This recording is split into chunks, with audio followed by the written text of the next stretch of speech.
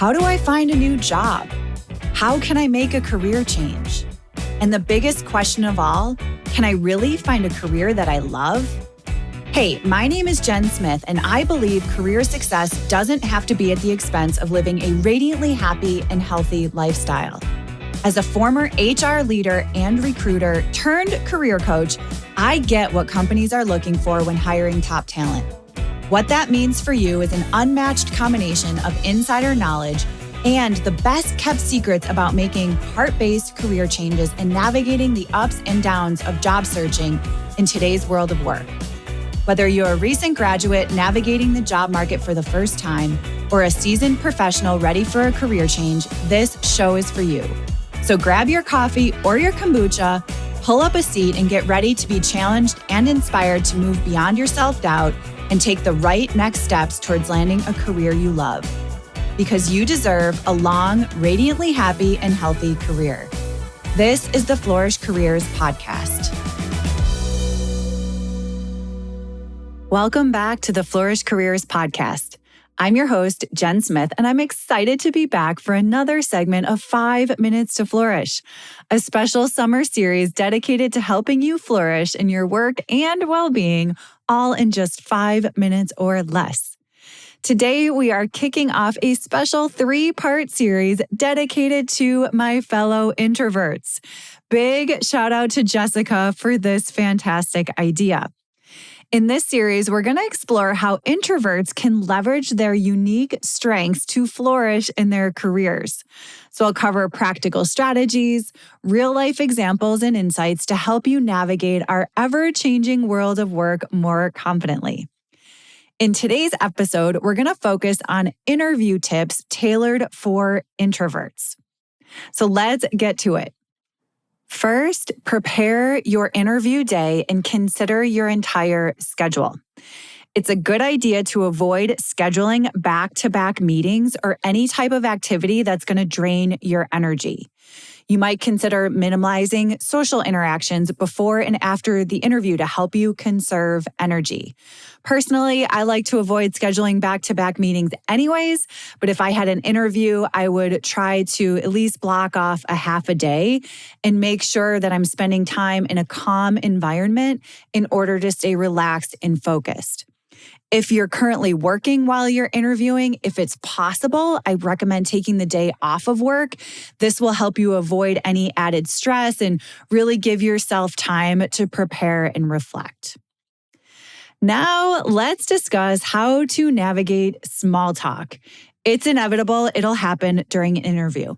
And if you're anything like me, small talk can feel very uncomfortable, especially with strangers in an interview. So I always recommend, of course, preparing for usual topics like the weather or current events. And then I wanted to share a trick that I learned early in my career. What you can do is turn the spotlight back on your interviewer by asking open-ended questions. So for example, if they ask how you're doing, obviously smile and let them know you're doing great, and then ask an open-ended question. Something like, what's new and exciting in your world? Or are you working on anything interesting? This keeps the conversation flowing and it takes the pressure off you and it gives you a peek into what they're working on, and you can use that later in your conversation and build on it throughout the interview. Another idea here is to embrace thoughtful responses. As an introvert, you're naturally a thoughtful listener, and sometimes you might need a moment to think before responding, which is totally fine. Prepare a few stories ahead of time that showcase your skills and experiences as it's related to the job. And I always recommend structuring your stories around the OAR method: objective, action, result, beginning, middle, and end. Don't be afraid to bring notes with you for an in-person meeting. Or if it's virtual, use Post-it notes with your stories and your responses. Have them around your workspace so you feel comfortable and you don't feel like you have to memorize your responses. That will help you throughout the interview. Lastly, consider the 7 38-55 rule. Have you heard of this? It was proposed by a behavioral psychologist, and it highlights that only 7% of communication is verbal. 38% is vocal, as in your tone of voice, so you can use your tone to convey enthusiasm, confidence, and sincerity. And then 55% of communication is nonverbal. As an introvert, you're likely very observant. So use this to your advantage by picking up on the interviewer's nonverbal cues.